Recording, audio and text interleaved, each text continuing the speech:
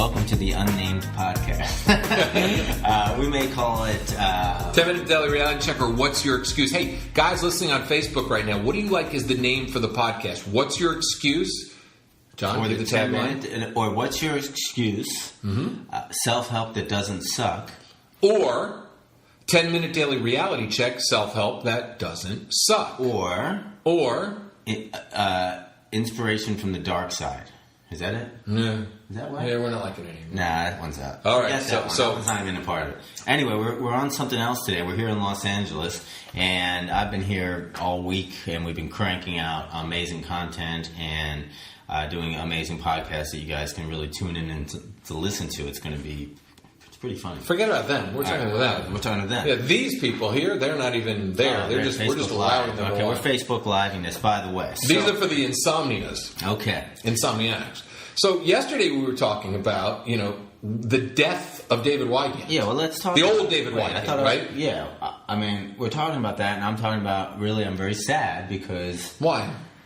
Because, when I've been out here the last few times, I've noticed there's a shift in David.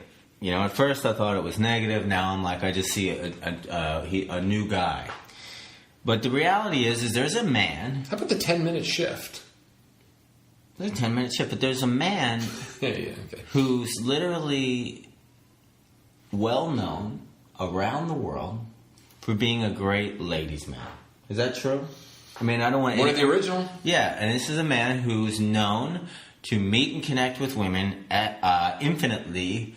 and playfully and charismatically and lovingly and beautifully and authentically, really authentically, around the world over. He's been celebrated in the New York Times, on countless TV shows, in subculture blogs, and he's just known for that. And thousands upon thousands of men have emulated him and tried to become him. And all that's occurred. And, I have to just say, having hung out with lots of guys who have that skill of breaking the ice with people and stuff, David's really an authentic, genuine guy, and he goes to special depths with people. He really cares about people. He cares about connection. He loves it. He loves deep conversations. And if you ever get lucky enough to hang out with him, you can meet somebody with him, and as soon as he meets that person, within 10 or 20 seconds, they're having the deepest conversation that you ever heard two people have, and you can't believe that these two strangers are having it. And he really just loves that. He goes there, and he brings that out of other people, and he makes special connections. And he's had a lot of great relationships, a lot of great sex, a lot of great love. And this guy is a very primal guy. And he operates from instinct. But and that's all amazing, but it seems now that this guy is dead. That this guy has let go of his past, and he's saying, I'm no longer this guy anymore. I'm no longer the master of meeting and connecting with women anywhere and everywhere. I'm no longer... No. I'm still the master at meeting and connecting with women, anywhere, but it's at a whole different Zen-like level. Yeah. So the level that it's at right now, like you saw tonight when we were in Air One, the level that it's at right now is a far deeper level, because now I'm looking to connect. Great conversation, but I'm looking to connect. I'm looking to connect with a soul partner, to have soul sex, to have a soul mate style relationship, right? So the death is, cue the music, okay? All right. The death is of the primal guy, that guy that just wants to go and sport fuck. Well, this is how I feel. I hear what you're saying, but this is what I'm feeling.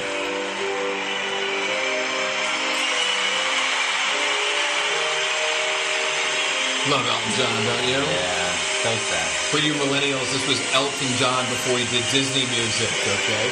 Lower it a little bit. We can let him play while we're talking, okay? I think Elton will appreciate it. All right, well, the name of the song is Funeral for a Friend, Love Lies Bleeding. And I feel like that's a little bit because, he and I, used to go out and to the supermarkets and to the bookstores and the streets of the world. And, and we really was both of our pastime just meeting and connecting with people and exploring that. We always loved it just for fun, just because it feels good, and also because it brought great women into our lives. And Now you're just not on that trip at all anymore.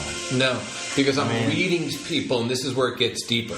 Yeah. I'm reading people's energy. Yeah. Okay? I'm literally, I've taken the primal sexual side that I used to have, right? Yeah. And believe me, that primal sexual side was great. I used to have sex all the time. I met lots of women. I had relationships. Everything was done on a primal instinct. Yet I was listening to women, and I was seducing women. But now I'm reading energy. Would you say you were sexist? No.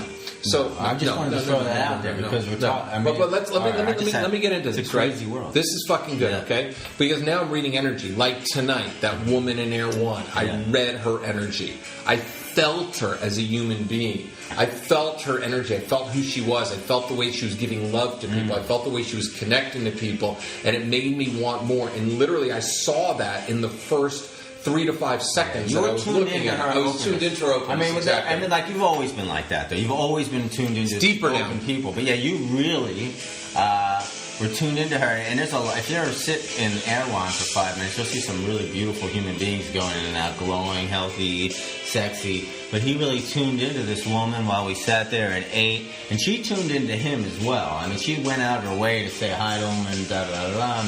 And then, you see the way I was touching? Yeah. And when I rubbed her arm, it's like you see the way her eyes were just kind of like, woo! She awakened like a flower. She awakened like a flower. She already was. She's already bursting with love and light.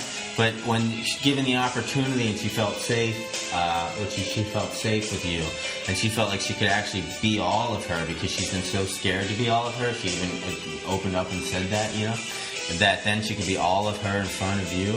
It was really beautiful to witness that, and and I think you made a deep connection with her, and by proxy, so did I. All right, so what I'm going to read? I'm going to read something to you, okay? I'm going to read something that, this is what the new David Wygant, or the one that I've been growing into. This is the David Wygant that I'm trying to find it. I want to do a eulogy. You can do a eulogy, okay? I mean, but... Does this mean I'm rolling solo now?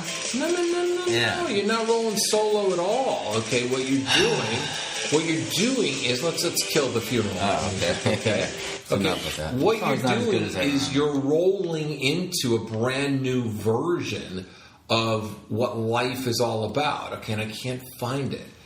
Oh, man, I read it yesterday. Remember I read it yesterday in that coaching call, right? And it was just so fucking... It was on your text messages, but it's on here. No, it was not on here. It was on... Right on there. I saw you. It was right here, and it was 2:27 when I wrote it. We're at 2:24 now. Yeah, I know, and I can't really find it, and I want to read it too because it's what I'm really feeling right now, and it's something that I think... We're going to have to fire the intern. Yeah, no, I think a lot of people need to start understanding, what life is, what life is all about. Because the fact is, I think when people start understanding what they're looking for, how they're looking for, what they're feeling, and I'll find it in a second, but you're making a great point. I'm being lighthearted, and we're joking about David's past. David's a great guy. We still had a lot of great fun together. But and I really wanted to play up David's celebrated history.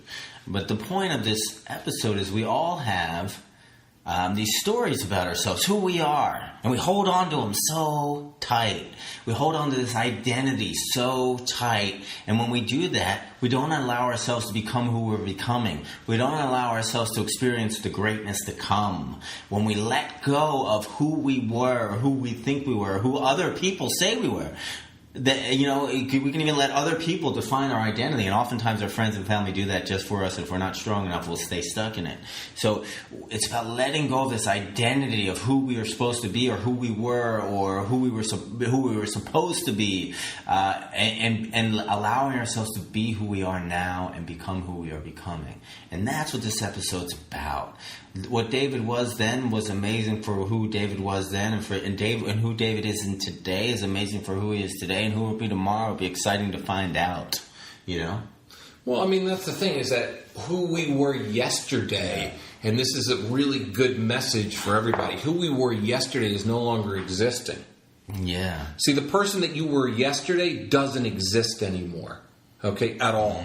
If you are really present and you're really dialed in, and the new David or the grown David is not looking to conquest somebody. He's looking to have experiences that keep growing, okay, that keep growing me, my brand, my soul, my core. So every woman that I meet now, okay, I'm not looking to conquest them at all. To me, sex is the greatest thing in the entire world, and I'm fucking amazing in bed, and I've always been amazing in bed. I know how to please women, you know, and I enjoy it. Sex. But I enjoy it. And I know I've been getting women off and getting women to come since I was fucking a teenager. Yeah. You know, it's not something that is a challenge to me.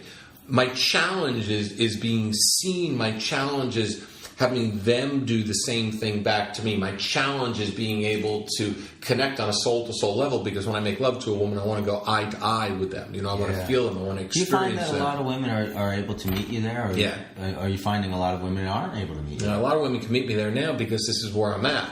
Where I used to be. Different women. Right, where I used to be, this is not, I wasn't attracting that at all. They weren't,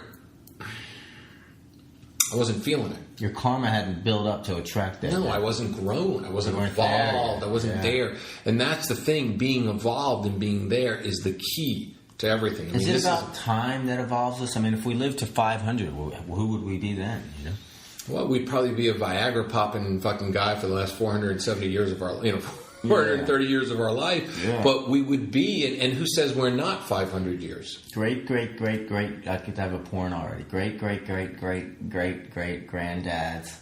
and teenage gals. Oh, God. Right now, you know how there's always those kind of porns. I'm not into porn, but there's usually this giant dichotomy that gets people up. You know, it's funny. I think we already are 500 years old. I mean, how many times have our souls lived? Yeah. How many times have our souls gone through? I think the more evolved we become, the more our souls become alive, the more we take this journey called life and we look at it as a gift. And that's what I think it is right now. Women don't validate me anymore.